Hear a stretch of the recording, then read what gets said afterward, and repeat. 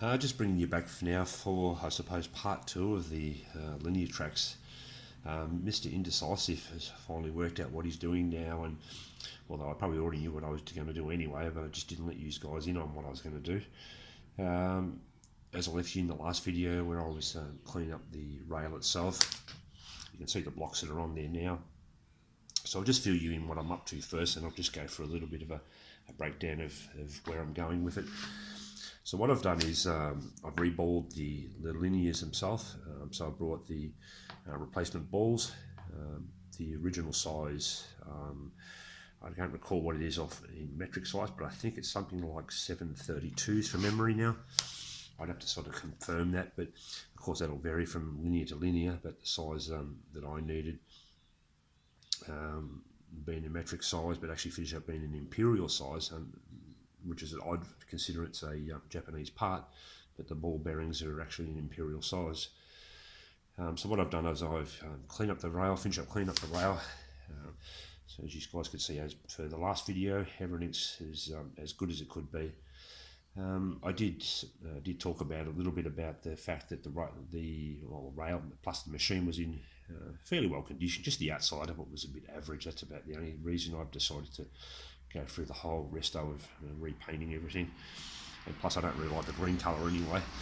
But the mechanicals of it, or mechanicals inside the machine, are not too bad. There is a couple of things that I have to fix along the way, of course, being an older machine, which I'll get to in further videos. But I just wanted to bring you back quickly, just talk a little bit about the linears, maybe help out with some tips possibly, or ideas on what you could do if you're sort of facing the same dilemma as I am, or was. Now we've sort of got past that now.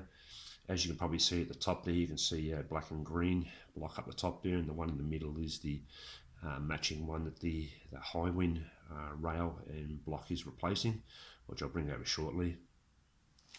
So what I've done is kept the Z-Access one, cleaned it up as I talked about. Just move those blocks out the way. It's a little bit long to pick up, but it's about 1200mm long, so it's a little bit hard to pick up and get into the camera, but these guys can get an idea what we talked about in the last video when we're talking about checking the wear along the bottom, more so the bottoms than the top, but you'll see any pitting and things like that. I did talk about the fact of, did reply to John Strange in the last video in the comments, talking about I would come back and do a sort of bit of a diagnosis of linears, but I did talk a little bit about it, and I didn't want to go making the video too long giving diagnostics of linears. Most of the time you will pick them up from noise if they're on the machine. You won't be like me, and the machine will be cold sitting there for a fair while, then you'll be trying to decide what to do with them. But you'll normally notice noise in the bearings before linears before you need to replace them anyway. So I'm lucky enough to be able to keep the Z ones, the Z rails, Z-Access rails. So I'm happy about that. I can keep the same, as you can see, I've kept all, obviously everything's going to bolt straight back on again with no customization. The only problem about changing over to NSK, what's available, I suppose, as an ISO standard, as I mentioned in the last video, the hole centers are different to what is available. 72mm for the Mazak version, and 62 for ISO standard. The widths are the same, but just the length was different, and the holes are different too. The tapped holes are different, and obviously they don't have these drilled and tapped holes through the centre. I did talk about the blocks being hardened, either hardened, case hardened, or in the case of the THK blocks are through hardened, apparently. So we won't know that until you obviously machine through them, but that's a bit of a problem apparently that I found out with the THK blocks, but luckily enough these are NSKs, and they're case hardened down, as I mentioned before, about 1/2 mil. So once you get through that harder skin, you're not too bad to get into the underneath. It is still fairly hard, but at least it's a machinable type grade rather than machining right through 60 plus rock wool. I can't really think what else to sort of show you in this part of it. I've probably covered most of what I could talk about, and there's probably the Z-Access. I'll bring the other Highwind, just sort of introduce that a little bit. Everything was good. Checked it for pitting, everything like that, spot on. I decided to change the X-Access rails for a couple of reasons. because I was trying to decide to even just replace the whole 4 of them basically. But I thought at least change those ones. There's a little bit more side load on the X-axis as compared to the Z, as obviously this is running in the direction of the chuck itself, so there's not so much direct loading on. There is a little bit of side loading obviously when you're turning off the chuck, but it's not as bad as coming in from the side when you're drilling, boring, things like that, especially drilling, plunging in from the front. The X-axis does cop a lot more of the load, so that's why I've opted to change the X-axis linear slides at least. And there was a little bit of a problem when I cleaned the blocks. I did leave them in the wash too long.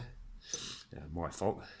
You sort of see a bit of the crud there, and it's sort of gotten in and destroyed it. So you can see all that rust in there. Obviously it's not meant to be like that. So it's meant to be more like that side.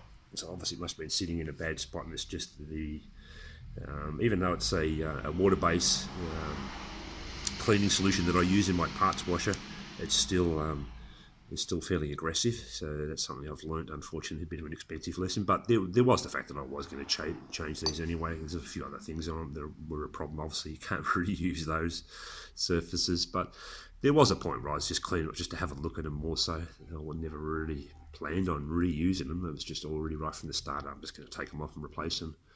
But as I mentioned in the previous video again, the money obviously would be the first thing, but waiting that 5 to 6 months to get the rails is just ridiculous. I just need to get moving on the machine now. I'm just getting impatient with it now. I just really want to get onto it now, and that's why you guys are starting to see videos about it, because I want to keep progressing with that. It's just been sitting there in the background waiting to be done, but now it's just getting too long now. I need to get moving on it now.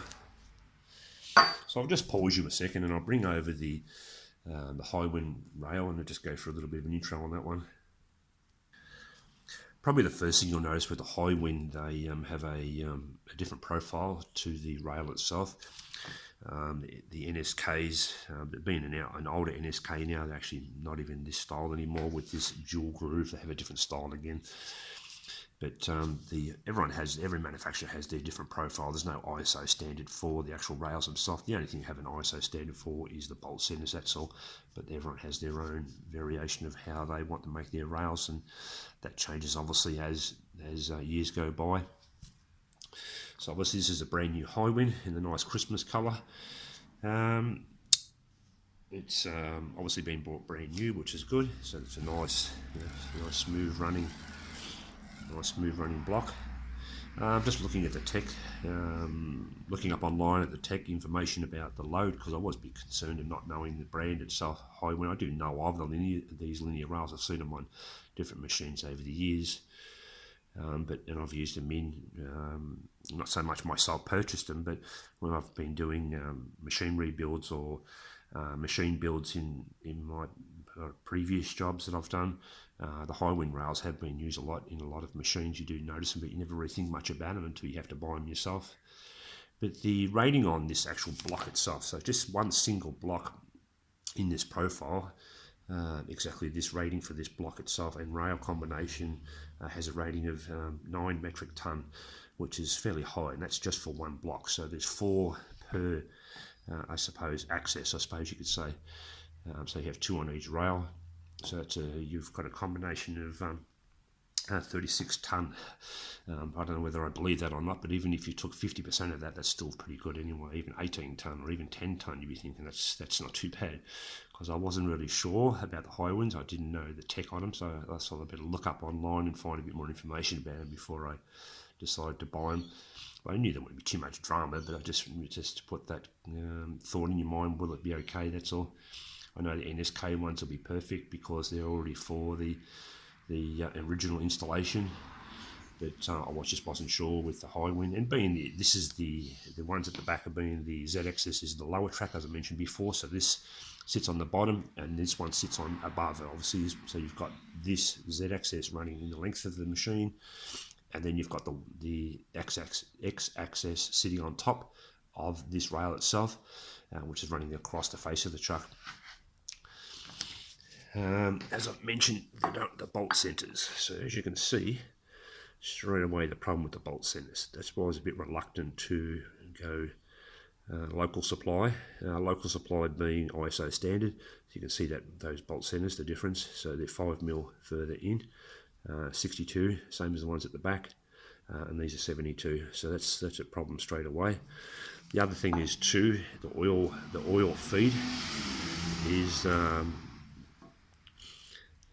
oil feed for these blocks, because these are normally greased, manually greased, but these are run through an auto lube system. So these have to have the porting done on them, which I'll probably bring you in a video later on.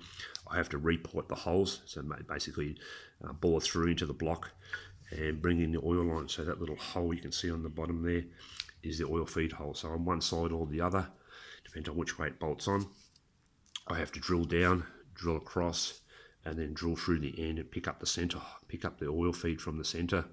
I could maybe I'm looking at maybe modifying on the machine itself, bringing the oil directly in from the top rather than the side and then pointing across. I'm looking at remounting the oil feed from the auto lube system, just coming directly in and then going straight out to the back, so it feeds the oil into the back of the block, and as it's moving up and down, it starts to lube the linear rails.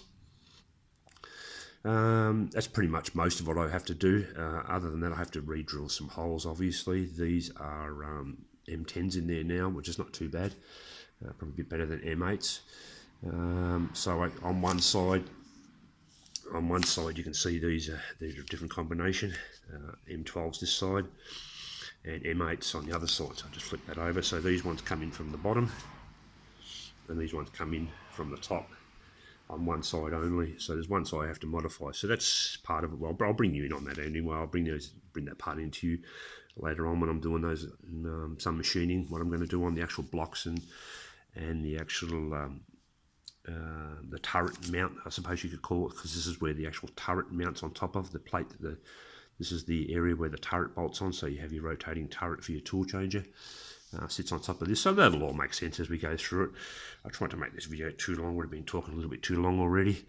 That's probably about it. If you guys have any questions that you'd like to know that I can help you out with, information that I've learnt about my experience and my knowledge and what I know about linears, which is not huge, but it's okay. If you have any questions about linears and so forth, just get back to me in the comments. Otherwise, that'll probably do for this video. If I think anything else, I'll bring it up in a following up video. But I look forward to getting some progress done on this machine. I look forward to showing you guys a bit more of a look as I'm working my way through it. Okay, talk to you guys soon. Okay, bye for now.